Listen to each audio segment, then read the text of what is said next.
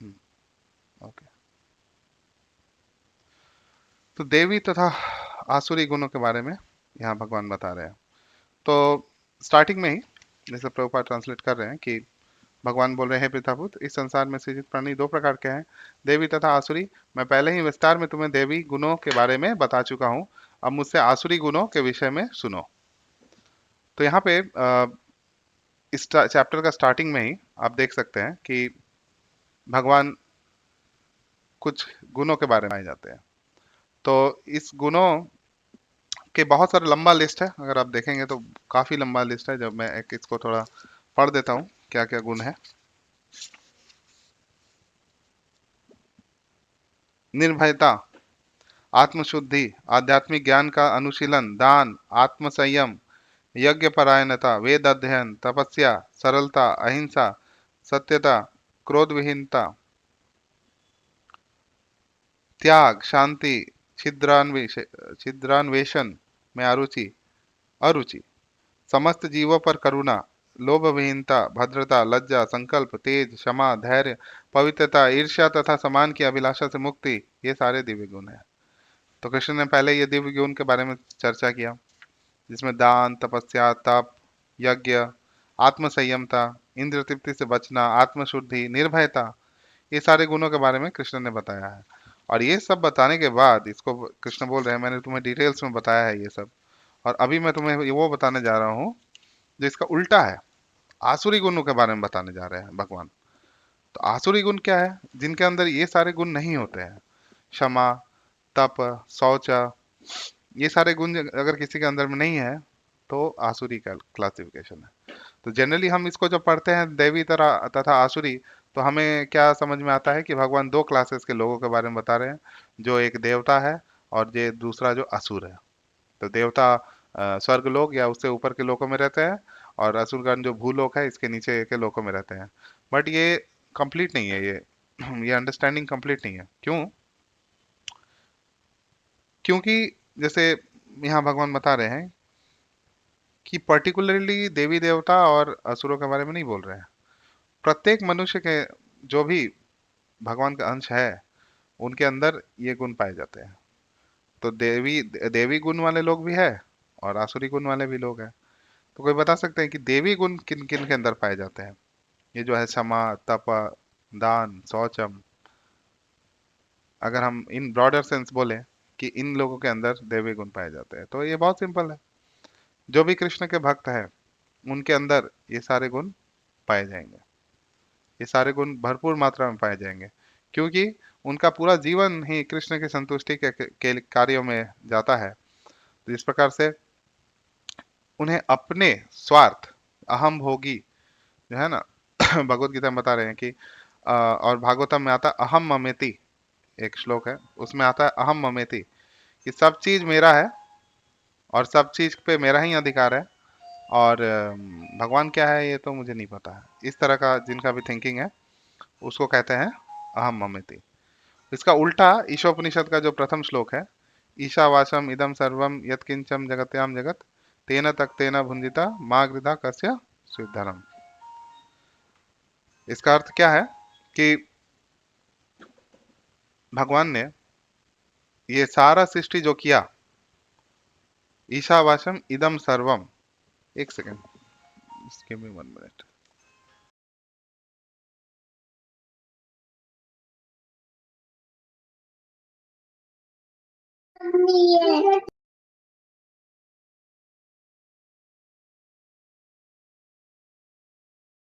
हाँ, तो भगवान ने जो सृष्टि किया, इस पे पूरा पूरा आधिपत्य भगवान का ही है। हम जो जीव है उनके लिए भगवान ने ये सृष्टि रचा है, और इसमें से कोटा कोटा निर्धारित कर दिया है कि हमारे लिए इतना फिक्स कर कोटा रखा है। अगर इस कोटा से ज्यादा हम यूज करना चाहते हैं तो उसको ही क्या बोलते हैं, लालच, ग्रीड। और इस ग्रीड के कारण हमारे अंदर बहुत सारे डिजायर्स, बहुत सारी इच्छाओं का जन्म होता है, और ये इच्छाओं के कारण हम जन्म मृत्यु के चक्र में बार बार पड़ते हैं। प्रत्येक इच्छा को पूर्ण करने के लिए हमें फिर से या तो मनुष्य योनि, या फिर पशु योनि, या फिर कीट पतंग योनि, या फिर राक्षसी योनि में या फिर इवन देवी देवताओं के योनि में जन्म लेना पड़ेगा बार बार प्रत्येक इच्छा। तो अभी आप सोचिए कि हमारे अंदर कितनी सारी इच्छाएं हैं। इसके विपरीत जो ईशोपनिषद का जो प्रथम श्लोक के पालन करते हैं, ईशावासम इदम सर्वम यत्किंच जगत्याम जगत तेना तक तेना भुंजिता माँ गृदा कश्यसिद्धनम, इसका जो भी पालन करते हैं कि सब कुछ भगवान की संपत्ति है, और भगवान ने हमें इसको इस संपत्ति को दिया है किस लिए, किस कारण से दिया है, ताकि हम इसे भगवान की ही सेवा में लगाएं। ठीक है। तो ऐसा जो लोग सोचते हैं, उनके अंदर ये सारे जो मैंने गुण पढ़े ना 15-20 जो गुण भगवान ने, 15-20 से ज्यादा ही आई थिंक, ये सारे गुण पाए जाते हैं। श्रील प्रभुपाद यहाँ ट्रांसलेशन में तात्पर्य में प्रत्येक गुण के बारे में लिख रहे हैं, एक एक पैराग्राफ एटलीस्ट उन्होंने प्रत्येक गुण, देखिए 26 गुण है, 26 गुण है। तो ये किन के अंदर पाया जाएगा? जो लोग भगवान के आधिपत्य को स्वीकार करते हैं, अपने फालतू के जो डिजायर्स हैं, इच्छाएं हैं, उस पर कंट्रोल रखते हैं, और अपने इच्छाओं को भगवान की इच्छा के साथ एक कर देते हैं। इसका मतलब क्या है, कोई बता सकते हैं क्या कि अपने इच्छा और भगवान की इच्छा को एक करने का अर्थ क्या है? कोई भी बोल सकता है।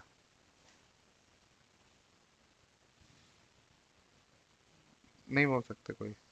आप लोग सुन पा रहे हैं सब लोग? हरे कृष्णा। हाँ। हरे कृष्ण, हाँ, प्रणाम। दंडवत प्रणाम प्रभु। हाँ, भगवान की जो इच्छा, भगवान की जो संतुष्टि, वही हमारी अगर इच्छा हम्म। होगी, और हम भगवान को संतुष्ट करने के लिए सब कुछ अगर करेंगे, तो तो हमारा और भगवान की इच्छा ही हो जाए। भगवान एक्चुअली एक्चुअली इसमें क्या होता है ठीक ना कि हो हमारा कोई जाएगा। इच्छा ही नहीं रह जाता, फिर शुद्ध भक्त का कोई इच्छा नहीं होता है, भगवान के ही सारे इच्छा होते हैं, हाँ जी। और उसको पालन करते हैं। तो हम केवल माध्यम बन जाते हैं, माध्यम, मीन्स, भगवान की इच्छा पूर्ति पूर्ति के लिए। तो फिर हम बोल सकते हैं कि हमारा इच्छा और भगवान की इच्छा सेम होता है। तो ऐसे जो लोग भगवान के आधिपत्य को मानते हैं, भगवान सुप्रीम कंट्रोलर है, इस बात को मानते हैं, वो लोग देवी गुण के अंडर में आते हैं।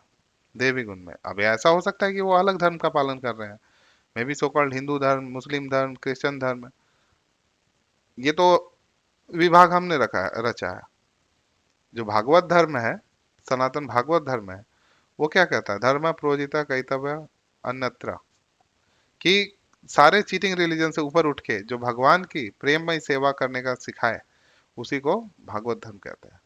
तो जो लोग भी भगवान के प्रेममय सेवा में रुचि रखते हैं, भगवान के इच्छाओं को पूर्ण करने की इच्छा रखते हैं, भगवान का मिशन में भगवान का सपोर्ट करते हैं। भगवान का क्या मिशन है? भगवान का यही मिशन है कि जितने भी जीव हैं जो भगवान से रुष्ट होकर, भगवान से मुख को मोड़कर, इस ममई वंशो जीवलोक जीवभूत सनातना मनसष्ठानी इंद्रियानी प्रकृति स्थानी कर सरी, अपने मन के द्वारा, अपने इच्छाओं के द्वारा जो इस सृष्टि में आ गए हैं और यहाँ पे कष्ट भोग रहे हैं, उसका उद्धार किया जाए, यही भगवान का परम इच्छा है। तो इसका जो अगर हम पालन करेंगे, भक्ति जीवन को पालन करेंगे, अनुशीलन करेंगे, आचार्य को के बातों को मानेंगे, तो उसको दैवी गुण कहेंगे। और जो लोग इसको नहीं मानेंगे, उनको आसुरी कहेंगे। तो आसुरी लोगों का बहुत अच्छे से यहाँ वर्णन किया गया है अगले श्लोक में। प्रवृत्तिम च निवृत्तिम च जनाना विदुरासुरः न शौचम नापि चाचारो न सत्यम तेषु विद्यते। ऐसे लोग जो प्रवृत्ति, दो तरह के मार्ग होते हैं। प्रवृत्ति, जो यहाँ पे ट्रांसलेट कर रहे प्रभु, ठीक से कर्मों को करना, जो वैदिक शास्त्रों के नियमों का अनुसार करना। निवृत्ति, अनुचित ढंग से कर्म ना करना, उल्टा है प्रवृत्ति मार्ग और निवृत्ति मार्ग। कि कोई यहाँ पे ट्रांसलेट करें, अनुचित ढंग से कर्म को ना करना। इस दोनों का अर्थ ये है कि अपने मन के हिसाब से नहीं चलना चाहिए। अपने मन के हिसाब से चलेंगे तो या तो प्रवृत्ति मार्ग में फंसे, मतलब प्रवृत्ति और निवृत्ति, इन दोनों में से का ही पालन नहीं होगा। तो जिसके कारण आसुरी लोग जो हैं, वो कुछ भी नियम कानून नहीं मानना चाहते हैं। जो भी सभ्य समाज है, श्रील प्रभुपाद यहाँ बता रहे हैं कि सभ्य समाज में बहुत सारे नियम कानून है, शास्त्र विधि विधान के द्वारा बनाया गया नियम है, रूल्स है, रेगुलेशंस है, जिनका पालन करना बहुत ही आवश्यक है। नहीं तो क्या होगा? एक्सप्लॉयटेशन, शोषण, जिसको हिंदी में बोलते हैं शोषण होगा, अगर इन चीजों को पालन नहीं करे तो। वर्तमान समाज में आप देखिए, वैदिक नियमों का पालन नहीं करना चाहते हैं, कोई कोई भी लोग नहीं पालन करना चाहते हैं। उसका फल क्या है? वो कर्मों के जो चक्र है, कर्मों का जो बंधन है, उसमें और भी ज्यादा फंसते जाते हैं। और फंसते फंसते फंसते फाइनली वो सोचते हैं कि मुझे नशा नशा करने से मुझे सुख मिले, सुख का प्राप्ति होगा। कुछ लोग सोचते हैं यौवन सुख का प्राप्ति होगा। इस तरह से सोचते सोचते वो फिर उनका जीवन व्यर्थ चला जाता है। तो हाँ, आदर्श लोग जो हैं वो आसुरी चीजों में इंटरेस्ट नहीं लगते हैं। जैसे आप देखिएगा, जैसे भी हमारे भक्त लोग हैं, उन्हें जो मटेरियलिस्टिक, जो इंद्रिय तृप्ति के चीज है, उसमें कोई इंटरेस्ट नहीं है, कोई इंटरेस्ट नहीं है। तो यही भक्त का लक्षण है कि भक्त के चारों तरफ भी अगर मटेरियलिस्टिक चीज है, भौतिक इंद्रिय तृप्ति का सामान रखा रहे, फिर भी भक्त को कोई फर्क नहीं पड़ेगा। तो प्रैक्टिकली हम देख सकते हैं कि भक्त के चारों तरफ देखिए, सिनेमा हॉल, ये वो, मूवीज हैं देन इतने सारे चीज रहते हैं, परंतु भक्त को उसमें कोई इंटरेस्ट नहीं आता है। क्यों? क्योंकि वो जानता है कि जो भी आचार संहिता बनाया हुआ है, rules and regulations of scriptures, वो किसके लिए है? वो हमारे कल्याण के लिए बनाया गया है। ऐसा नहीं है कि वो उसे थोप कर हमारे ऊपर बंधन बनाने के लिए किया गया है। रूल्स एंड रेगुलेशंस को फॉलो करने से एक्चुअली हमें मुक्ति प्राप्ति होती है। लेकिन जो आसुरी प्रोपागेंडा है, जो डिमोनियक प्रोपागेंडा है, जो आज के जमाने में राजनेता, मीडिया लोग, मीडिया वाले लोग, स्पोर्ट्समैन, ये लोग जो है इसका प्रचार करते हैं, उल्टा अपप्रचार करते हैं। ये सारे नियम कानून तो हमारे शोषण के लिए बनाए गए हैं, इसका उपयोग करके क्या होगा? शोषण ही होगा। तो इसके विपरीत कानून बनाते हैं, इसके विपरीत लॉज बनाते हैं। नहीं, सब कोई समान है। पहला चीज अगर आप कहीं सुने कि सबको, सबके पास इक्वल राइट्स है, समान अधिकार है, मतलब आप समझ जाइए कि वहां पे शोषण होगा। कैसे होगा ये मैं एक्सप्लेन कर सकता हूँ। अब देखिए, किसी भी ऑफिस में आप जाइएगा, ठीक है, तो वहां पे एक सीईओ होगा, वहां पे एक कर्मचारी होगा, वहां एक सिक्योरिटी गार्ड होगा। क्या हम बोल सकते हैं कि सब कोई समान अधिकार होगा? जो सिक्योरिटी गार्ड है वो क्या जाके सीईओ के रूम में बैठ जाएगा? या फिर सीईओ जो है, जो मेन वहां का ऑफिसर है, वो क्या सिक्योरिटी गार्ड का काम करेगा? तो ये वहां पे पालन नहीं होता है। लेकिन बोलने के लिए कि सबका इक्वल राइट्स है। तो ये बहुत गलत धारणा है, बहुत ही गलत धारणा है। उसके कारण क्या जन्म लेता है? अहंकार। जो दीनता का जो हमारा स्तर है, जो लोग दीन है, खुद को कृपण समझते हैं, जिनमें भक्ति का लक्षण है, अगर उनको ऐसे समान अधिकार के बारे में बताया जाए तो उनके अंदर अहंकार आता है, अहंकार। और अहंकार के कारण क्या होता है? फिर राग द्वेष, इसका जन्म होता है। तो यहाँ पे प्रभुपाद बहुत अच्छा परपट लिख रहे हैं, किंतु जो शास्त्रीय आदेशों को नहीं मानते वे असुर समझे जाते हैं। देखिए, असुर का डेफिनेशन ये है। असुर का मतलब ये नहीं है कि जिसका बड़ा बड़ा दांत होगा, बड़ा बड़ा कान होगा, देखने में डरावना होगा, जिसका भयानक चेहरा होगा, जैसे मूवी सीरियल्स टीवी ये सब में दिखाते हैं असुर। ये असुर नहीं है। असुर देखने में हो सकता है बहुत ही स्मार्ट, हैंडसम, गुड लुकिंग हो, लेकिन उसके अंदर में जो डिजायर, इच्छाएं चल रहे हैं भगवान के आधिपत्य को ना मानने के और खुद को परम नियंता घोषित करने के, उनको असुर कहते हैं। तो उसका लक्षण क्या है, कैसे पता चल सकता है? जो लोग भी वैदिक शास्त्र के नियमों को नहीं मानते, उन्हें वो असुर समझा जाता है। तो अभी देख सकते हैं हम लोग कि हम लोग आसुरी कैटेगरी में आते हैं या फिर दैवी कैटेगरी में आते हैं। इसलिए यहाँ पर कहा गया है कि असुरगण ना तो शास्त्रीय नियमों को जानते हैं, ना ही इनके पालन करने में प्रवृत्ति पाई जाती है। पहला चीज तो है कि नियम को जानते ही नहीं है।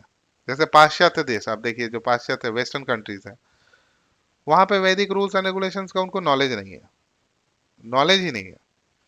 जैसे क्या होता है, बहुत सारे संस्कार होते हैं, इवन गर्भाधान संस्कार, उपनयनम संस्कार, फिर किसी का मृत्यु होता है तो कैसे संस्कार होता है, इस तरह के बहुत सारे संस्कार, प्यूरिफिकेशन प्रोसेस होते हैं। दिनचर्या में कैसे रहना चाहिए, एक पुरुष का क्या कर्तव्य है, एक स्त्री का क्या धर्म है, इसका नॉलेज ही नहीं है उनको, वेस्टर्न कंट्रीज के लोग। तो वो एक कैटेगरी का असुर है। दूसरा कैटेगरी का असुर क्या है, जिसको नियम जानते हैं लेकिन उसको पालन करने में उनको रुचि नहीं है। क्यों? क्योंकि उससे उनके इंद्र तृप्ति में बाधा पहुंचता है। वो जो बोलते हैं ना, मौज मस्ती जो कल्चर है, वो फैलाने में उनका बाधा पहुंचता है, जिसके कारण से वो लोग इन तरह के नियमों को नहीं मानना चाहते। सो अधिकांश उनमें से अधिकांश इन नियमों को नहीं जानते, और जो थोड़े से लोग जानते भी हैं उनमें इसे पालन करने की प्रवृत्ति नहीं होती। उन्हें ना तो वैदिक आश्रम में आदेशों में कोई श्रद्धा होती है, ना ही वे उसके अनुसार कार्य करने के इच्छुक होते हैं। तो अभी आप देखिए, सो कॉल्ड जो हिंदू, हम लोग खुद को हिंदू कहते हैं, कितने लोगों को वैदिक कल्चर, जो वैदिक नियम है, मनु संहिता, किसको आइडिया है? किसी को आइडिया है? किसी के घर पे पढ़ाया जाता है? मनु संहिता छोड़ दीजिए, भगवत गीता, कितने लोगों के घर में भगवत गीता का अध्ययन किया जाता है? भगवत गीता का अध्ययन तो छोड़ दीजिए, यहाँ पे इस्कॉन या इसमें आने से पहले किसी के पास भगवत गीता है भी कि नहीं, ये जानना बहुत जरूरी है। हम लोग जब यहाँ बुक स्टॉल लगाए थे तो एक माता जी आए, बोले अरे यहाँ पे भगवत गीता कौन लेगा, ये तो सबके घर में होता है। तब उनको मैंने रिप्लाई दिया कि नहीं होता है, इसलिए हम यहाँ पे बुक स्टॉल लगाते हैं, बुक डिस्ट्रीब्यूशन करते हैं। अदरवाइज सबके घर में अगर भगवत गीता होता, सब लोग भगवत गीता पढ़ रहे होते, तो हम लोग भी नहीं लगाते, हम लोग कोई बुक डिस्ट्रीब्यूशन करने की जरूरत ही नहीं थी। श्रील प्रभुपाद ने जो ये हरे कृष्णा आंदोलन, ये जो इस्कॉन मूवमेंट खड़ा किया, इसका पर्पस क्या है? कि वैदिक जो सिविलाइजेशन है, उसमें जो टॉप मोस्ट, जो ब्राह्मणिकल, जो ब्राह्मण के गुण है, ये सारे, ये जो स्टार्टिंग में हमने बताया, ब्राह्मण और वैष्णव का गुण है, जो भगवान ने 2600 गुण बताया है, ये गुण लोगों के अंदर आए, तब जाके ही ये जो सिविलाइजेशन है, ये जो संस्कृति है, इसको बचाया जा सकता है। प्रभुपाद बोलते हैं कि अगर 1% लोग, इस दुनिया के 1% लोग भी अगर कृष्ण भक्त बन जाए, तो ये दुनिया पूरा तरह से बदल सकता है। सिर्फ 1% लोग, सबको बदलने की जरूरत नहीं है, सिर्फ 1% लोगों को बदलने की जरूरत है। तो हम देख सकते हैं कि इसका पालन तो बिल्कुल भी नहीं हो रहा है। उल्टा जो मॉडर्न अभी जो एजुकेशन है, मॉडर्न एजुकेशन, जिसको स्लॉटर हाउस एजुकेशन भी बोलते हैं प्रभुपाद, वहां पे उल्टा चीज सिखाया जाता है। ये जो 2600 गुण है ना, ये 26 गुण मैं आपको गिनवा सकता हूँ। हमारे जो स्कूल कॉलेजेस है, उसमें क्या सिखाया जाता है? निर्भयता, बिल्कुल भी नहीं सिखाया जाता है, बिल्कुल भी नहीं सिखाया जाता है। निर्भय कब बन सकते हैं हम? ये निर्भय शब्द एक्चुअली गुरु ग्रंथ साहिब का स्टार्टिंग में भी आता है, एक ओमकार, निर्भय, निर्गुण आता है ये। निर्भय कब बन सकते हैं हम? जब आत्मा का ज्ञान होगा, हम ये शरीर नहीं है, हम आत्मा है, हम भगवान के सेवक हैं। जब ये जानेंगे हम, तब फिर हम निर्भय बन सकते हैं। क्या इसका नॉलेज दिया जाता है? आधुनिक ज्ञान में इसके पास नॉलेज है? सारा ज्ञान शरीर से रिलेटेड है, कुछ भी ज्ञान आत्मा के लेवल पे नहीं है। आत्मशुद्धि सेकंड गुण है, आत्मशुद्धि। आत्मशुद्धि का अर्थ है कि जितने भी तरह के प्यूरिफिकेटरी प्रोसेस है, संस्कार जिसको बोलते हैं संस्कार, वो जो पालन करेंगे, उसमें उसको आत्मशुद्धि बोलते हैं। आत्मशुद्धि का ये भी अर्थ है कि जो अपने को आत्मा समझे, देह से अलग समझे, वो आत्मशुद्धि के लेवल पे है। उससे भी एक लेवल ऊपर है, जो खुद को आत्मा समझे और भगवान का सेवक समझे। तीसरा है आध्यात्मिक ज्ञान का अनुशीलन। आध्यात्मिक ज्ञान का अनुशीलन ये बताया जाता है किसी भी स्कूल में, आप लोग बोल सकते हैं, किसी भी स्कूल में अगर बताया जाता है, मैं गलत बोल रहा हूँ तो आप लोग बीच में रोक सकते हैं। आध्यात्मिक ज्ञान का अनुशीलन बिल्कुल भी नहीं बताया जाता है। दान, दान करना बिल्कुल नहीं सिखाया जाता है। क्या सिखाया जाता है? छीन लो, छीन लो, कैसे किसका हक छीन सकते हो, वो सिखाया जाता है। आत्म संयम, अपने इंद्रियों को किस तरह से कंट्रोल किया जाए, वो बिल्कुल भी नहीं सिखाया जाता। उल्टा, उल्टा आजकल स्कूल कॉलेज में आप देखिएगा, जैसे मैं तो बहुत फ्रैंकली बोलता हूँ, 5 साल, 6 साल, 8 साल का बच्चे लोगों का गर्लफ्रेंड बॉयफ्रेंड कल्चर है, इतना कम एज में। तो हम कहाँ भेज रहे बच्चों को, ये देखना चाहिए। आत्म संयम, आत्म संयम तो बिल्कुल नहीं सिखाया जाता है। किस तरह से दूसरों को एक्सप्लॉइट किया जाए, किस तरह से दूसरों का हनन किया जाए, यही सिखाया जाता है। यज्ञ परायणता, यज्ञ मीन सेक्रीफाइस, और परायणता मतलब जो उसका पालन करे, वैदिक नियमों का पालन करे। वेद अध्ययन, वेद शास्त्रों का जो अध्ययन करे, उसका उस पर डिस्कशन करे। तपस्या बिल्कुल भी नहीं सिखाया जाता है। तपस्या का मतलब क्या है? जो चीज मुझे मिल सकता है बहुत इजीली, आसानी से, बट मैं उसको ग्रहण नहीं करता हूँ, उसको बोलते हैं तपस्या। शरीर के लेवल का जो सुख है उसको त्याग करके और खुद को कंट्रोल करना, उसको बोलते हैं तपस्या। ऐसा नहीं कि कोई कुछ मांग रहा है, मुझे चाहिए तो मुझे ये चाहिए ही चाहिए। अपनी इच्छाओं को कंट्रोल करना, वो होता है तपस्या। ठीक है। सरलता बिल्कुल नहीं सिखाया जाता है, मतलब सोफिस्टिकेटेड ऐसे सिखाया जाता है स्कूलों में, you have to be simple. जो होता है बेवकूफ होता है, ये सिखाया जाता है। जो लोग भी सिंपल है वो बेवकूफ है। अहिंसा, अहिंसा शायद ही सिखाया जाता हो। बोलते तो है मुंह से, मुख से तो बोलते हैं अहिंसा, लेकिन कर्म तो वैसा बिल्कुल भी नहीं है। सत्यता, सत्य बोलना चाहिए। क्रोध विहीनता, त्याग, शांति, एक भी गुण नहीं सिखाया जाता। लज्जा, देखिए एक गुण इसमें से लज्जा बताया गया है, बिल्कुल नहीं सिखाया जाता। और भी सिखाया जाता है खुद को किस तरह से एक्सपोज कर दिया जाए, ये सिखाया जाता है। इवन मैं तो मैं जो हैदराबाद बैंगलोर में रहता था, वहाँ स्कूल ड्रेस देख के आपको समझ में आएगा ये क्या इनका दिमाग खराब हो गया। स्कूल ड्रेस भी इस तरह का डिजाइन करते हैं कि मतलब वो लगता है कोई फैशन शो में जा रहे हैं। तो इस तरह का भद्रता, संकल्प, तेज, क्षमा, धैर्य, बिल्कुल नहीं सिखाया जाता है। तो ये सारे रूल्स एंड इसका जो वैदिक रूल्स एंड रेगुलेशंस है, इसका उल्टा प्रचार किया जाता है। ठीक है। तो मनुष्य को चाहिए, यहाँ प्रभुपाद बता रहे हैं कि अनु असुरगण ना तो बाहर से और ना भीतर से स्वच्छ रहते हैं। एक तो गुण है जो स्वच्छता होता है, क्लीनलीनेस। तो दो तरह का स्वच्छता होता है, एक बाहरी और एक होता है भीतरी। ठीक है। तो बाहरी जो स्वच्छता है उसमें क्या क्या होता है? नित्य प्रतिदिन स्नान करना। ठीक है। खुद को जो वस्त्र पहन रहे हैं वो क्लीन हो, इसको बोलते हैं स्वच्छता। अधिकांश लोग तो इसका भी पालन नहीं करते हैं, क्योंकि हम लोग तो कॉलेज लाइफ मैंने बिताया है और हम लोग देख रहे हैं, कॉलेज लाइफ में एक एक महीना तक नहाते नहीं है। हमारे आपके बच्चे जो जाते हैं, नहीं सिखाया जाता है क्लीनलीनेस, और भी ज्यादा गंदा रहना सिखाते हैं। और जितने सारे कोचिंग इंस्टीट्यूशन है वहाँ बगल से अगर आप गुजरेंगे, लगेगा कि मतलब किस तरह का बदबू है वहाँ। नहीं सिखाते हैं। दूसरा तरह का क्या है क्लीनलीनेस? भीतरी, भीतर से अगर खुद को क्लीन बनाना है तो उसका एक प्रोसेस क्या है? भगवान के नामों का स्मरण करना, सदैव भगवान का स्मरण करना। और भगवान के का स्मरण कैसे होगा? भगवान के नाम के स्मरण के द्वारा होगा।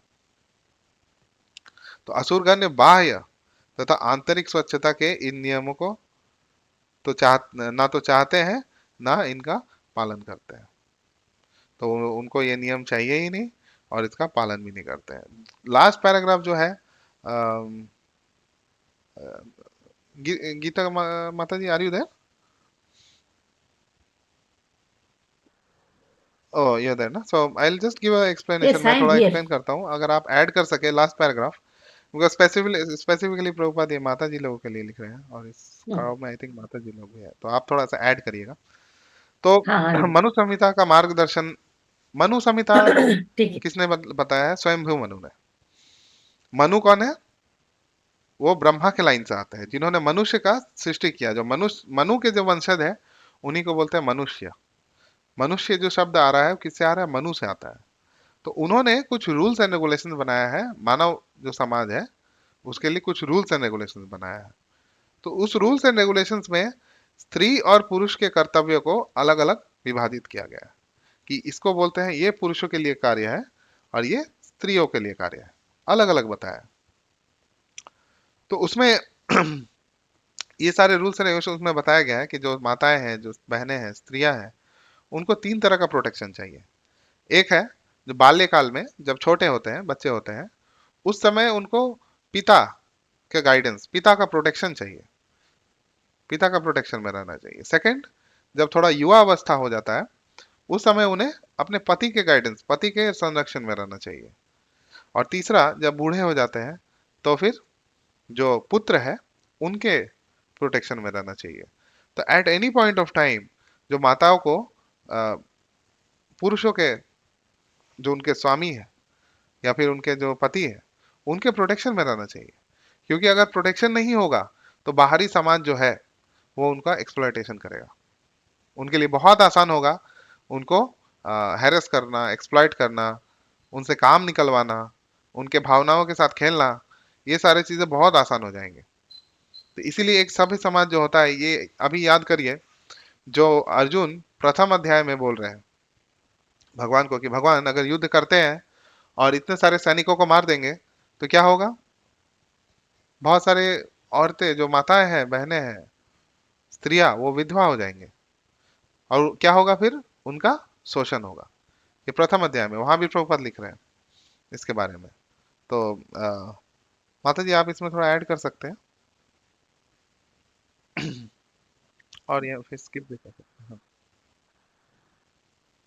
ये प्रॉब्लम जो कहते हैं बिफोर मैरिज, शादी के पहले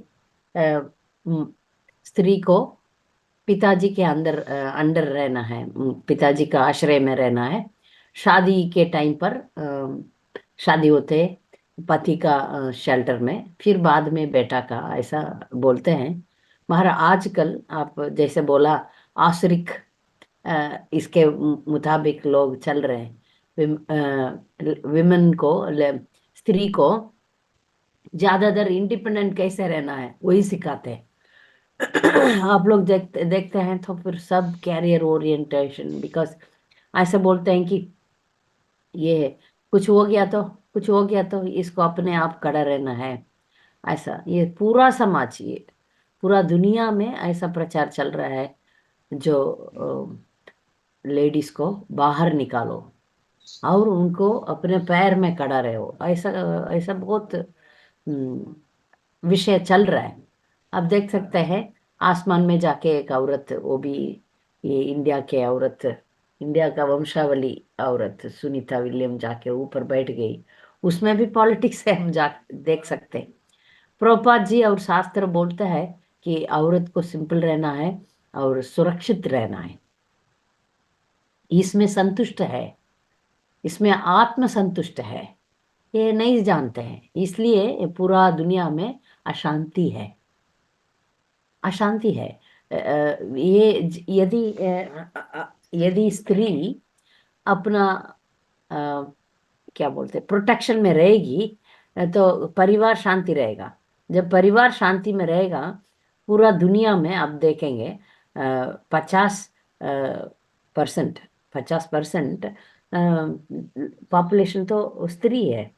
ये स्त्री जब ठीक रहेगी, जब शांति रहेगी, तो शांति, परिवार ठीक रहेगा, परिवार सब ठीक रहेगा तो फिर सोसाइटी में, कम्युनिटी में शांति रहेगा।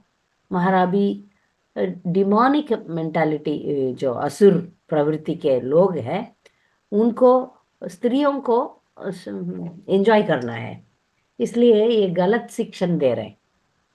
गलत शिक्षण के वजह से अशांति है। हम बहुत जगह पर इसको हम देख रहे हैं, अशांति अशांति अशांति, क्योंकि अ, देखिए फिर लड़ने से कुछ फायदा नहीं है। अभी हम देखा कलकत्ता में एक लेडी डॉक्टर को वो लोग मार डाला। मगर इसका सॉल्यूशन ये है कि हम बताएंगे, हम आध्यात्मिक लोग, हम स्पिरिचुअल पर्सन, हम बताएंगे कि लड़की को टाइम में शादी करके घर के अंदर सेफली रखना है। नहीं मानेंगे, नहीं मानेंगे। अ, इसलिए ये जो असुरिक, ये इधर के चीफ मिनिस्टर ही औरत है, तो वो कैसे बोलेगी हाँ हाँ हाँ लेडीज को ज्यादा बाहर नहीं घूमने देना है, ज्यादा बाहर पुरुषों के साथ मिलना नहीं देना है। तो नहीं, नहीं समझता है, पूरा सोसाइटी नहीं समझता है। इसलिए एक कलयुग के प्रभाव से जा जी रहा माता जी, है। प्रभुपाद यहाँ लिख नीचे रहे हैं कि नीचे जा रहा है। ठीक है ना? मनुष्य विचार के हरे अनुसार कृष्ण। यह उचित सामाजिक आचरण है, लेकिन आधुनिक शिक्षा ने नारी जीवन का एक अतिरंजित अहंकारपूर्ण बोध उत्पन्न कर दिया है। अतः विवाह, अब विवाह एक कल्पना बन चुका है। ये एक्चुअली ट्रू है। एक्चुअली क्या हुआ है, वेस्टर्न जो सिटीज है, सिविलाइजेशन है, जिनका हम कॉपी कर रहे हैं, यूएस, अमेरिका, यूरोप, तो वहां पर इतना पागलपन है, इतना पागलपन है कि आप सोच भी नहीं सकते हैं। वो हमारे इंडिया में भी बहुत जल्दी आने वाला है। सबसे पहले तो वहां पे जो आप देखेंगे। हाँ, हाँ माता जी। सो आ गया, हमारे इधर भी आ चुका है। जैसे कि वहां पे जो इंस्टीट्यूशन ऑफ मैरिज है, जो विवाह संस्कार का जो विधि है, विवाह करके लोग एक स्त्री और पुरुष रहते हैं, उसको पूरी तरह से उन्होंने त्याग दिया है। अगर वहां पे कोई 5 साल 10 साल इस तरह से विवाहित जीवन व्यतीत कर ले, तो उनको शायद अवार्ड दे देंगे वो, क्योंकि वो उतना कोई करते नहीं है। और उनका बार बार डाइवोर्स, बार बार शादी, बार बार डाइवोर्स, बार बार शादी, ऐसा होके 5 6 बार हो जाता है। अभी जो उनका प्रेसिडेंट बना, उनका ही वो हाल है, डोनाल्ड ट्रंप। आप देखिए, इससे पहले वाला का भी वही हाल है। तो इस तरह से दूसरा वहां ऐसा सिखाया जा रहा है कि एक तो स्त्री पुरुष आकर्षण है, जो सबसे बड़ा प्रॉब्लम है। उसके बाद वहां पे पुरुष पुरुष आकर्षण के बारे में बताया जा रहा है, स्कूल्स में सिखाया जा रहा है। दूसरा है कि स्त्री स्त्री आकर्षण के बारे में सिखाया जाता है, जो कि पूरी तरह से पागलपन है। लेकिन अगर अभी हम जैसे इसको पागलपन बोल रहे हैं, कुछ दिन बाद ऐसा होगा कि वो लगेगा "हाँ, ये तो नॉर्मल है"। और अभी क्या कर रहे हैं वो, कि जैसे बच्चों को ये सिखा रहे हैं, जो वहां पे बच्चे जन्म लेते हैं ना, तो मान लीजिए कोई स्त्री बच्चा, बेबी जन्म लिया है, तो वो बोलते हैं कि नहीं नहीं, ये तो स्त्री जो जन्म लिए हैं, ये तो नेचर से मिला है। लेकिन देखना पड़ेगा इसका इच्छा क्या है, ये स्त्री बनना चाहते हैं या पुरुष बनना चाहते हैं या कुछ भी नहीं बनना चाहते हैं। तो उसके बाद उनका सेक्स चेंज ऑपरेशन करके उनको पुरुष बना देते हैं। अभी जैसे आप लोग ट्विटर वगैरह सुने होंगे, बहुत सारे सोशल मीडिया वेबसाइट्स है। तो उनका जो मालिक है इलॉन मस्क, उसका लड़का था, उसको इन्होंने सेक्स चेंज ऑपरेशन करा के लड़की बना दिया है। तो इतने बड़े बड़े लोगों का प्रॉब्लम हो गया है वहाँ। तो इसीलिए शास्त्रों का ये सब रूल्स बनाया गया है, ताकि हम सेफ रहे, सुरक्षित रहे, भक्ति जीवन में आगे बढ़े, जो कि जीवन का सबसे परम लक्ष्य है। करियर डेवलपमेंट और ये सब ठीक है, अपना शरीर का पालन करने के लिए जरूरी है, बट अगर मिनिमम रिक्वायरमेंट में हमारा काम चल सकता है, तो इसका कोई जरूरत नहीं है। और सेकंड चीज ये है कि इससे अहंकार बोध उत्पन्न होता है। जो स्त्री का, जो माताओं का जो परम गुण है, वो है दया, करुणा। आप देखिएगा, जब महाभारत भागवतम में आता है, महाभारत शायद महाभारत में यह अध्याय नहीं आता, भागवतम में कंटिन्यू होता है कि जब अश्वत्थामा उत्तरा के गर्भ पे ब्रह्मास्त्र चला देता है, तो अर्जुन और कृष्ण तो बचा लेते हैं, लेकिन जो भी उनके पांचों पति रहते हैं, वो बहुत क्रोधित हो जाते हैं और पकड़ के लाते हैं अश्वत्थामा को, सर से पकड़, बाल पकड़ के लेके आते हैं और द्रौपदी के पास लेके आते हैं और उनको बोलते हैं कि अब तुम इसका सजा बोलो, इसको इसको जो सजा दिया जाए, इसको जो दंड दिया जाए, वो बताओ। तो आप लोग सबको सुन के हैरानी होगा कि द्रौपदी माता जो बोलते हैं कि अगर जैसा मैंने तो अपने 5 पुत्रों को खो दिया, ठीक है, अच्छा ये पुत्रों को जब उन्होंने मार दिया था अश्वत्थामा ने, तब पकड़ा था उसको, उसके बाद ब्रह्मास्त्र चला देता है। तो बोला कि मैंने 5 पुत्रों को खो दिया, लेकिन मैं ये नहीं चाहती कि इनका भी तो माता है ना, गुरु पत्नी, जो द्रोणाचार्य की वाइफ थी, अ, उनको कष्ट हो, इसलिए छोड़ देते हैं। तो अब ये देखिए, किसी ने किसी माता का 5 पुत्रों को मार दिया, फिर भी उनका अंदर दया और करुणा है कि वो बोल रहे नहीं, उसके अपराधी को भी क्षमा कर देते हैं। तो ये जो उनका सबसे बड़ा गुण है, जो अहंकार बोध, ये समाज समाज का जो अपप्रचार के कारण जो अहंकार बोध आ जाता है, वो सबसे बड़ा उनके जीवन में भक्ति जीवन को अवरोध कर देता है, रोक देता है, हॉल्ट कर देता है। क्योंकि मिथ्या अहंकार से हमें मुक्ति पाना है। भक्ति जीवन करने से पहले ही, शुरुआत ही तब होगा जब हमारा अहंकार खत्म हो जाएगा। तो ये तो सबसे बड़ा डिफिकल्टी है, जो जीवन का परम लक्ष्य है, वो प्राप्त होगा नहीं। सेकंड क्या चीज है, अगर इसको हम लोग भौतिक स्तर पे भी तौले कि इससे कितना फायदा है कितना नुकसान है, तो इसका नुकसान बहुत ज्यादा देखा गया, बहुत ज्यादा देखा गया। और थर्ड चीज ये है कि इसके कारण से जो नारियों के प्रति सम्मान है, स्त्रियों के प्रति जो सम्मान है, वो भी घट गया। आप देख सकते हैं कि जिस तरह से हमारे दादी, हमारे माता, इन लोगों को सम्मान दिया जाता है, आज के परिप्रेक्ष्य में अगर देखेंगे तो उतना सम्मान देने के लिए ना तो पुरुष भी रेडी है, और ना ही पुराना जनरेशन रेडी है, और आने वाला जो बच्चों का जनरेशन है, नेक्स्ट जनरेशन जो है, वो भी रेडी नहीं है इसके लिए। वो उतना सम्मान अपने माता को नहीं करते हैं जितना आप और हम करते होंगे, या हमारे से पहले हमारे पिता और उन्होंने जो अपने पिता और माता को सम्मान किया होगा। तो ये भी घट रहा है। तो अल्टीमेटली इससे कुछ फायदा होने वाला नहीं है। ये आसुरिक प्रचार है।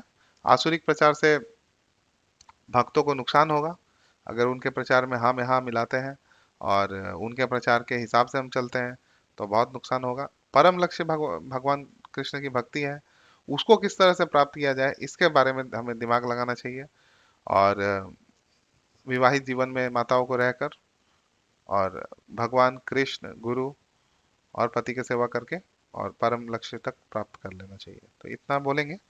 और अगर किसी का कुछ प्रश्न है, कुछ अपवाद है, विवाद है, बोल सकते हैं।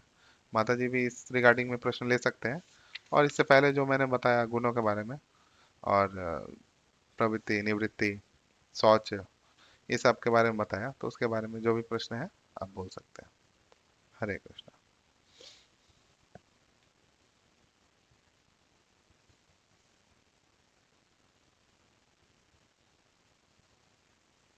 कोई प्रश्न नहीं है, इसका मतलब सब लोग सब कुछ समझ गए हैं।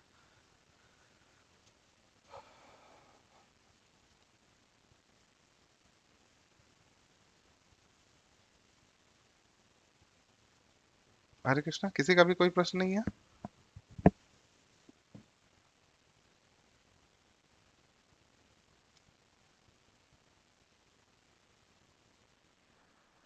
हाँ, हरे कृष्णा माता जी। हरे कृष्ण प्रभु, दंडवत प्रणाम। माता जी को मेरे दंडवत प्रणाम। तो प्रभु, आपने अभी कुछ देर पहले बोले थे कि जो कुछ मनुष्य है जो शास्त्र जानते हुए भी उसका पालन नहीं करते। तो हम भी ये देखते हैं जो मतलब कि